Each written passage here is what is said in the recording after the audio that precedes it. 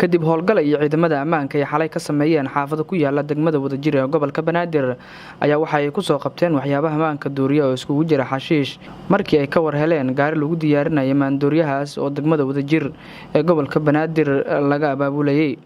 muddadii howlgalkaasi uu socday ayaa sidoo kale ciidamadu waxay ku soo qabteen 2 qori iyo 2 biskoolad oo si sharci darro ah loogu haystay gudaha degmada, kuwaas oo lagu dhibaateyn jiray dadka shacabka ee ku nool degmada Wadajir ee gobolka Banaadir. goobta howlgalkaasi ay ciidamada ka sameeyeen ayaa waxaa markii dambe soo gaaray gudoomiye ku-xigeenka koowaad ee dhanka amniga iyo siyaasadda maamul gobolka Banaadir Maxamed Cabdullaahi Maxamed Tuulac iyo saraakiil ka tirsan ciidamada ammaanka iyagoo u kurgalayay sida uu u dhacay howlgalkaasi qorsheysnaa.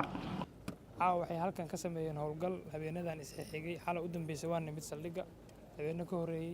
waxaa halkan lagu soo qabtay 18 qof oo 10 qof oo kamid ah ay yihiin dadka hubkan iyo drugskan halkan yaala isticmaali jiray iyo 8 qof oo ayagana si gaar ah looga shakisan yahay. inta kale dadkii qofkan eed qabin ama dambi aan hadda laga shakisanayn aan lagu heenin dadkii waa la sii daynaa guriyooda u hooyan doonaan. waxaan rabaa inaan shacabka Soomaaliyeed aan kula dardaarmo inay u dulqaataan inta howlgallada noocan oo kale la sameeyo. hay'adaha amnigana ay mar walba oo ay howlgal noocan oo kale ku jiraan ay u fududeeyaan. waa ogtihiin maalin walba 10 qof 20 qof oo baa ku dhimata magaalada. waxaa dhici karta qofka qaraxaas ku dhimanaya in gaariga qaraxaas uu ka soo kacay guriga dariskiisa ama guriga qof ay qaraabo yihiin. dadka marka waxaan ka rabnaa inay noo fududeeyaan oo ay garab nagu siiyaan waxa la sugayo amniga magaaladan waaye.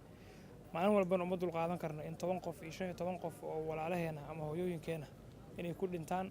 maamulka degmada Wadajir iyo gudoomiyaha iyo waaxaha kala duwanna waa ku amaaneynaa iyo taliyaha qaybtaba dardarka ay caawa halkan ka sameeyeen iyo habeenada kalena waa rajeynayaa inaad sii wadi doontaan.